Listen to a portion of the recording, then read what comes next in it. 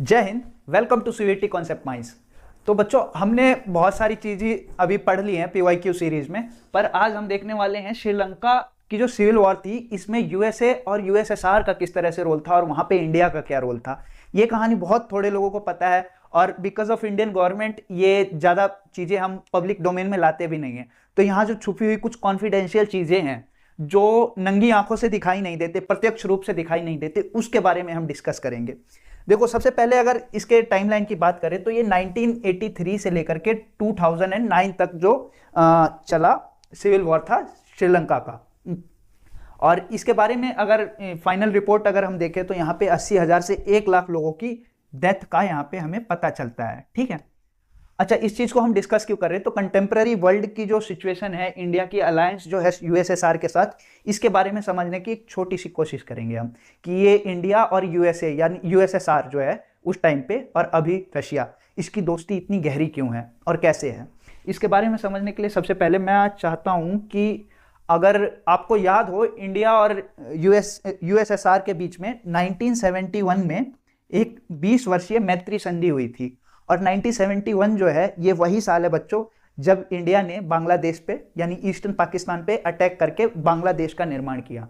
इस टाइम पे जब हमारे इंडियन ओशियन में यूएसए और यूके दोनों की वॉरशिप्स लगी हुई थी इंडिया पे अटैक करने के लिए, at that moment also USSR यानी कि रशिया आया था हमारी हेल्प करने, 40वां अपना जंगी बेड़ा लेके, जो कि न्यूक्लियर कैपेबल मिसाइल्स कैरी कर रहा था उस टाइम पे।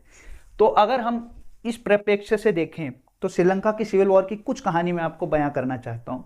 क्या होता है बच्चों कि जब सर्दियां आती हैं ना, तो ये जो हमारा एरिया है पूरा, यहाँ पे सोवियत यूनियन का जो एरिया था, समुद्री पार्ट था, ये पूरा बर्फ से जम जाता है। ठीक है। तो यहाँ पे जो वॉरशिप्स है ना, इसकी एसेसिबिलिटी नहीं रह पाती सोवियत यूनियन के पास, है ना। और इस वजह से क्या होता है, सोवियत यूनियन जो है ये फंस जाता है। यूएसए के ऊपर कोई स्पाइंग करनी हो या तत्कालीन नाटो के ऊपर कोई स्पाइंग करनी हो, इस तरह की चीज़ों से रशिया जो है, हम रशिया कह ले या यूएसएसआर कह ले, सेम बात है, सभी को पता है, तो उसको दिक्कत होती थी। तो इसी के चक्कर में यूएसएसआर का एक ग्रेट प्लान तो ये था कि ये अफगानिस्तान को इन्वेड करते हुए, ईरान का कुछ हिस्सा इन्वेड करते हुए इंडियन ओशन में किसी तरह से आ जाए, है ना।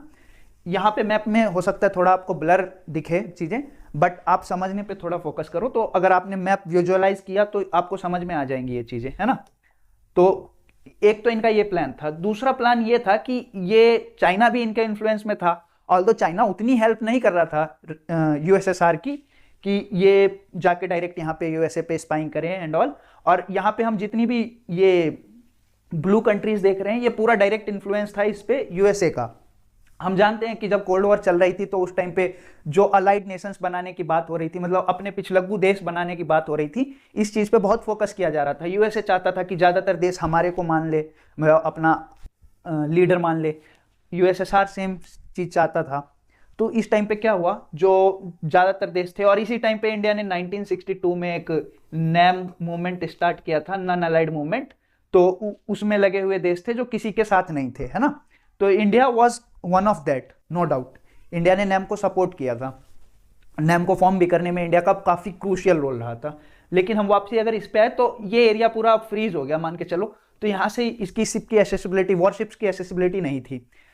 तो ये रशिया चाहता था कि इधर से घूम के ये इंडियन ओशन से होते हुए आइदर फ्रॉम हेयर और फ्रॉम हेयर कहीं से जाके इस एरिया की स्पाइंग कर ले, इस एरिया की स्पाइंग कर ले। बिकॉज स्पाइंग से क्या फायदा होता था, तो ये वॉर वगैरह में काफी क्रूशियल रोल निभाती थी स्पाइंग वगैरह, आज के टाइम पे भी। तो अब यूएसएसआर आना तो चाहता था इस रास्ते से, बट यहाँ पे एक कॉम्प्लिकेशन क्या थी कि जो ये वाला रीजन था ना श्रीलंका का, ये श्रीलंका का मैप है, तो श्रीलंका का जो ये वाला रीजन था, यहाँ पे यूएसए के कुछ एडवांस रडार लगे हुए थे। और वो रडार क्या करते थे, तो इधर से जा रही कोई भी शिप हो उसको कैच कर लेते थे। तो यूएसए के पास पहले ही इंफॉर्मेशन चली गई कि उसका दुश्मन यहाँ पे है। तो इससे क्या होगा, अब इसकी इफेक्टिवनेस कम हो गई, है ना। यूएसएसआर की अगर वो इधर से घूम के आ रहा है तो इफेक्टिवनेस कम हो गई। तो यूएसएसआर ने बोला इंडिया को कि भाई पड़ोसी आप हो, आप थोड़ा कुछ कर दो यहाँ पे। इंडिया ने बोला कि क्या कर सकता हूँ। तो यूएसएसआर ने इवेल्युएट किया कि यहाँ पे आफ्टर आज़ादी, मतलब जो 1948 में श्रीलंका जब आज़ाद हुआ था, उसके बाद से ही 2 कम्युनिटीज़ थी, तमिल और सिंहली। इनके बीच में क्लैशेस शुरू हो रखे हैं लगभग। ये क्लैशेस कहाँ से ओरिजिनेट हुए, तो ये इसकी जड़ें जाती है जब श्रीलंका आज़ाद नहीं हुआ था और ब्रिटिश का एक कॉलोनी थी, ब्रिटिश की एक कॉलोनी थी श्रीलंका, तब से ये चीज़ें जा रही हैं। तो वैसे तो रूट कॉज वहाँ तक है, बट क्या हुआ बीच में मेडिकल एडमिशन्स में क्या हुआ था, सिहली वहाँ पे मेजोरिटी में है, मतलब बहुसंख्यक है, और तमिल जो स्पीकिंग पीपल थे ये अल्पसंख्यक थे। तो एक जगह कॉलेज में 400 सीट्स पे एडमिशन होने थे, जहाँ पे तमिल के जो लोग थे ना, इनके ज़्यादा 250 अप्रॉक्स आ गई थी इनकी सीटें, और इनकी कम थी सीटें कंपेयर टू दैट। तो इस चीज़ ने काफ़ी वहाँ पे सिंहलियों को ये किया, अंदर से झकझोर दिया कि यार ये छोटे कम लोग हैं। इसके अलावा जो ऊंची पोस्ट थी वहाँ पे भी तमिलों की जनसंख्या ज़्यादा हो रही थी, हायर पोस्ट पे मैनेजमेंट तमिलों के पास आ रही थी। ये ऐसा इसलिए हुआ था कि जाफना रीजन में तमिल स्पीकिंग पीपल के लिए यूएसए ने एक टाइम पे इंग्लिश स्पीकिंग स्कूल खोल दिए थे, और इससे ब्रिटेन ने भी खूब प्रमोट किया था कि इंग्लिश स्पीकिंग पीपल जो होंगे वो हमारे लिए ही काम करेंगे ज़्यादातर। तो इस वजह से ये लोग थोड़ा ज़्यादा पढ़ लिख गए। इससे क्या हुआ, तो सिंहली लोग थोड़ा कम पढ़े लिखे रह रहे, और तमिलों की पॉपुलेशन जो थी, पॉपुलेशन की अपेक्षा में ऊपर के पोस्टों में ज़्यादा भागीदारी होने लगी। इससे नाराज हो गए सिंहली। इस चीज़ को फिर यूएसएसआर ने इंडिया को कहा कि इसको थोड़ा प्रवोक कर दो। तो वहाँ का जो प्रभाकरण, वी प्रभाकरण है, जो लिट्टे का प्रमुख था, वी प्रभाकरण को इंडिया ने ट्रेनिंग दी। इस चीज़ के काफ़ी मतलब एविडेंसेस हैं, आपने एक आधे पॉडकास्ट सुने होंगे। एक सप्रू साहब है, मेजर सप्रू, उनका एक पॉडकास्ट है अभी यूट्यूब पे है, उन्होंने भी इस चीज़ को एडमिट किया है कि he is from army family ना, उनके पिताजी भी आर्मी वगैरह में थे, तो उन्होंने एडमिट किया इस चीज़ को कि जो प्रभाकरण है उसको ट्रेनिंग उनके पिताजी ने दी थी। और अगेन फिर यहाँ पे लिट्टे का एक फॉर्मेशन हो गया। LTTE was the only organization which was only kind of terrorist organization which was having his own air force, ठीक है, उनके पास अपनी एयरफोर्स थी। कभी सुना है कि मतलब तालिबान के पास एयरफोर्स है? तालिबान तो खैर अब शासन में आ गया अफगानिस्तान में, लश्कर तैयबा है, इनके पास अपनी एयरफोर्स है, नहीं सुना होगा यार।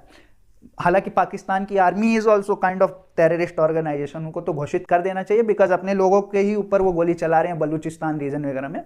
तो खैर मुद्दे से ना भटकते हुए वापसी आते हैं, तो इंडिया ने इस चीज़ को थोड़ा सा प्रमोट कर दिया। अब ये जो रीजन है, ये जाफना रीजन कहलाता है श्रीलंका का। तो यहाँ पे क्या हुआ, इंडिया ने तमिल लोगों को थोड़ा सा उकसा दिया, इससे सिंहली अपने आप और मतलब उग्र हो गए।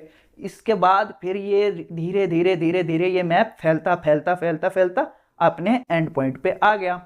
एंड पॉइंट पे आ गया, it was time around 1980s, है ना, 80s के आसपास ये जो सिविल वॉर है इस रीजन तक आ गई थी, और 80s के बाद ये थोड़ी और उग्र हुई। इंडिया ने फिर अपनी यहाँ पे पीस कीपिंग फोर्स भेजी कि हम चलो शांति कर देंगे। ये अपने आप में थोड़ा कॉन्ट्रेडिक्टरी है, पीस कीपिंग फोर्स है ना, मतलब शांति बनाने के लिए सेना का वैसे शांति से कोई लेना देना नहीं है, सेना उग्र होनी चाहिए, वो लड़ाई मारपीट के काम आती है, ठीक है।